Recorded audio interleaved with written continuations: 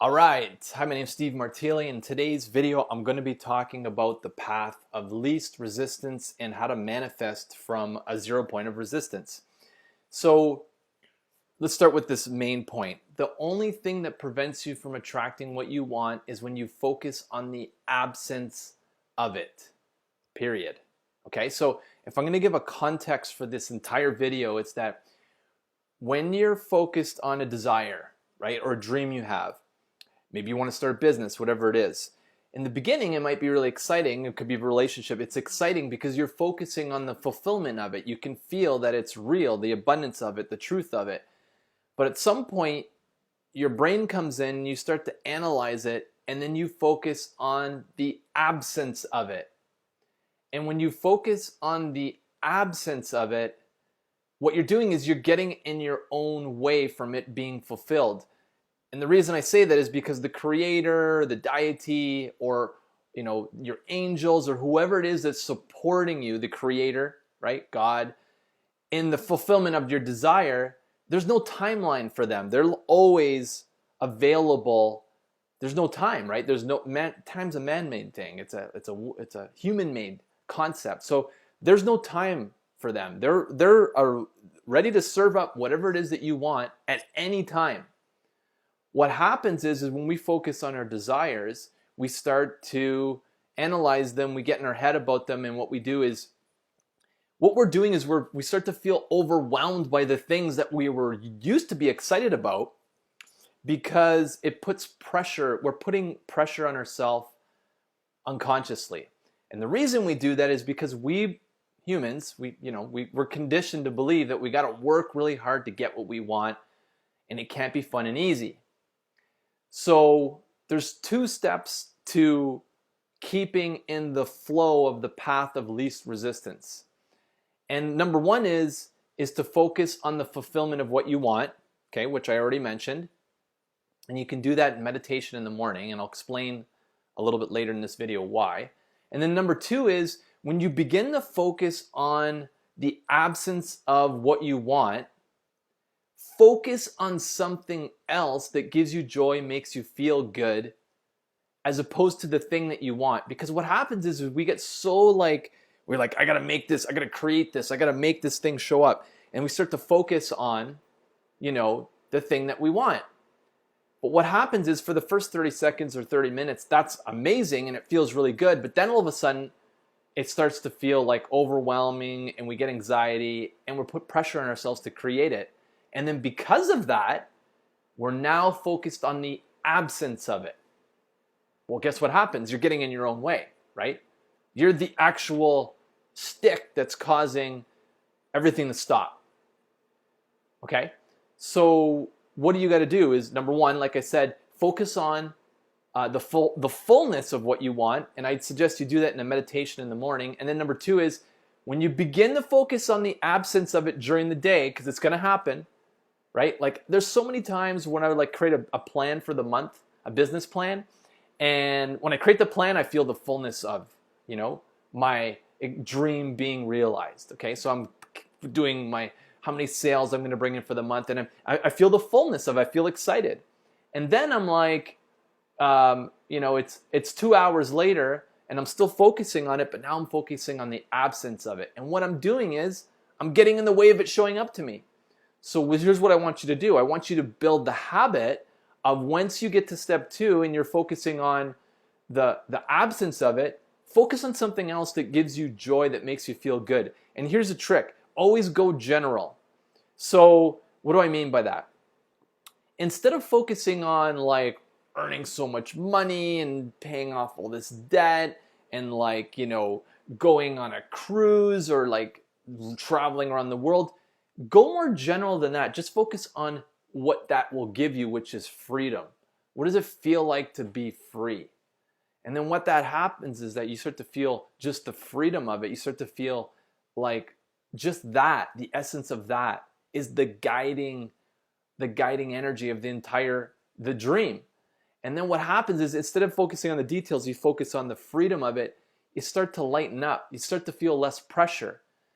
And guess what happens? That's when things start to fall into your lap. So again, the 2 steps are Focus on the fullness of what you want in meditation. Now, I mentioned earlier that when you do the meditation, you probably want to do it in the morning. And the reason is because when you first wake up, your brain is in a state where you have zero resistance. There's no resistance.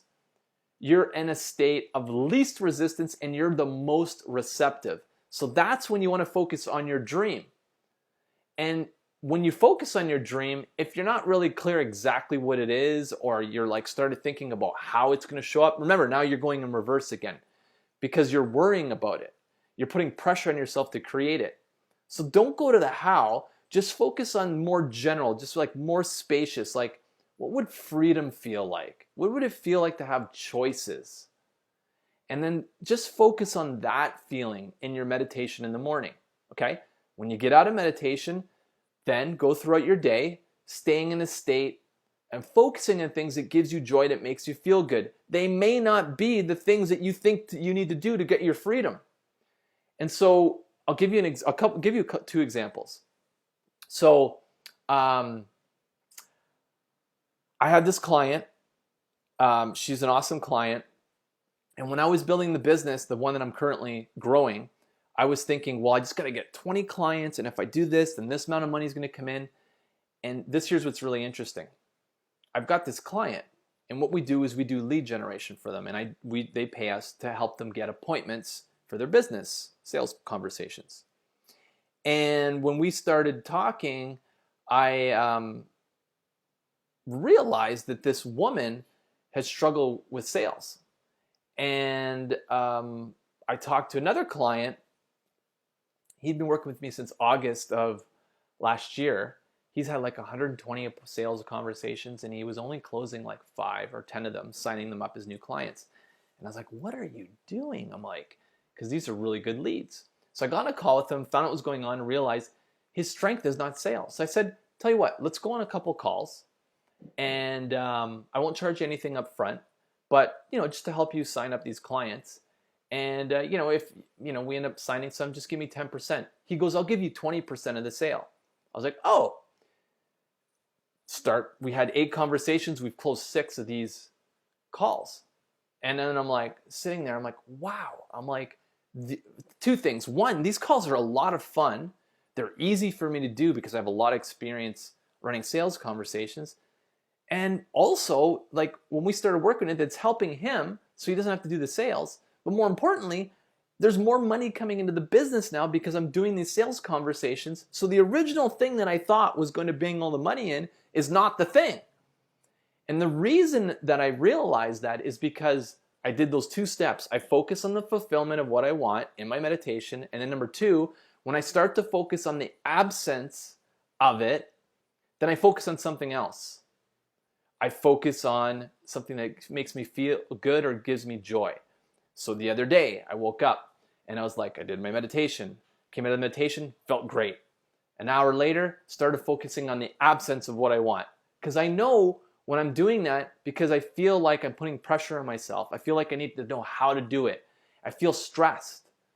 And so I was like, I'm going to go to the gym. I need to do something with this energy. I go to the gym, I play some basketball. I'm like, I feel really good. At the gym, I get a text message for this. This is the craziness of it, right? I get a text message from this sales prospect, potential client I've been talking to. He says he's in. I wasn't focusing on him becoming a client. I was doing something that gives me joy, and then he came to me. I respond to him, I'm like, awesome, I look forward to working with you.